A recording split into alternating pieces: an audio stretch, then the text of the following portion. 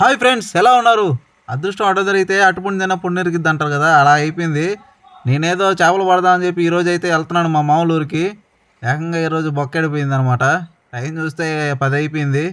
ఉదయాన్నే వచ్చాను, షాప్ అయితే తెరవలేదనమాట.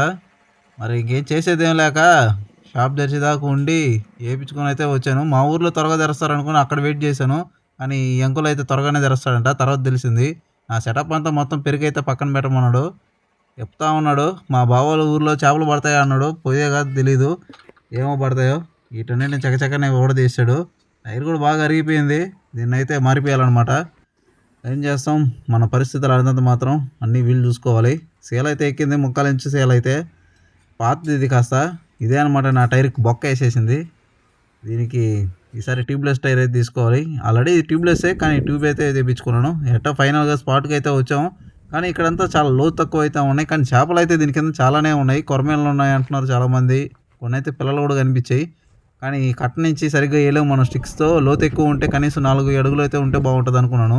ఇది మళ్ళీ ఆడ బొక్కబడిందని చెక్ చేసుకుంటున్నాను.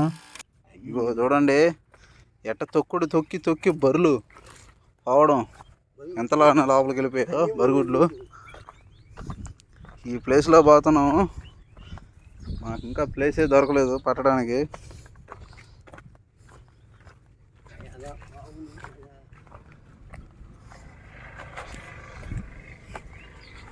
బరులుడు తొక్కి తొక్కి ఒక్కొక్కటి 1.5 అడుగు 2 అడుగులు ఇది వెళ్ళిపోయి ఉన్నాయి. ఇది ఇంకొక స్పాట్ అనమాట.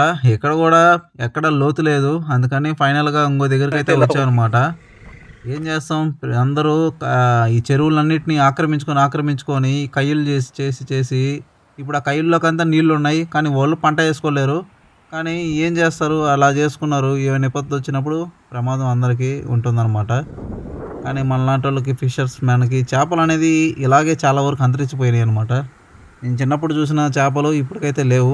మీరు కూడా చాలా అయితే చూసుంటారు. మీరు ఏ చేపలు మిస్ అయితే అయ్యారో కామెంట్ అయితే చేయండి, నేను తెలుసుకుంటాను. ఇక్కడైతే నీళ్ళు అయితే చెరువు నిండి అయితే వస్తూ ఉన్నాయి. చూడాలి మరి ఇక్కడ ఏమేమి పడతాయో. ఫైనల్గా అయితే మా బావ అయితే తీసుకొచ్చాడు, ఇక్కడ చాలా చేపలు ఉన్నాయని.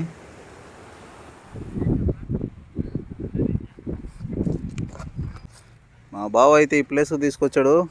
మా ఊర్లో పడతాయి రారా, నేను చూపిస్తా ప్లేస్ అని. ఇక్కడికి వచ్చాం ఫిషింగ్ స్పాట్కి. చూడాలి మరి ఏమేమి పడతాయో.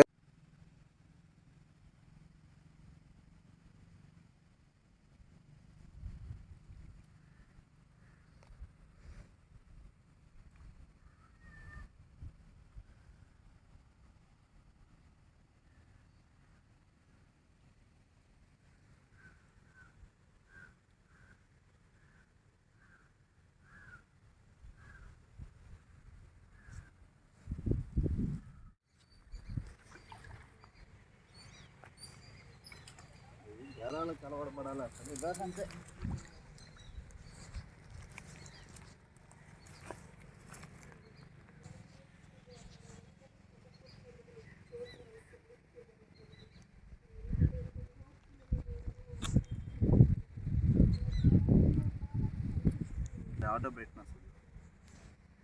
ఎంత దూరం వచ్చి ఆఖరికి ఈ చేపలు అయితే పట్టాల్సి వచ్చింది.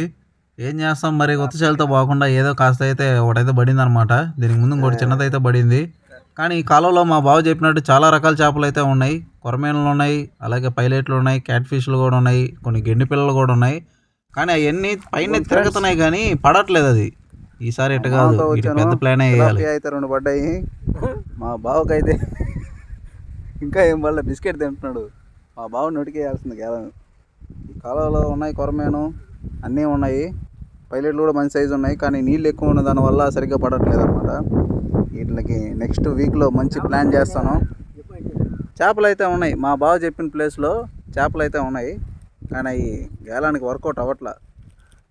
డబ్బా కూడా ఒకటి వేసాను, దానికి ఆ చెట్ల కిందకి వెళ్ళిపోయింది. అది ఏం చేపో కానీ నేను అక్కడికి వెళ్ళినాను. ఆ లాస్ట్కి ఎల్లుండే లోపలికి డబ్బా తిరిగినట్టే ఉండింది, సౌండ్ వినిపించలేదు.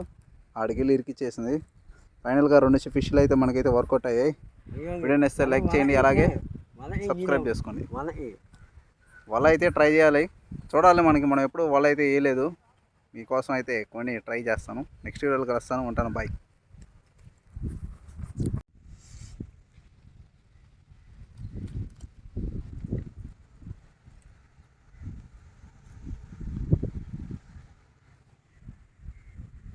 ఏయ్ రామయ్య అని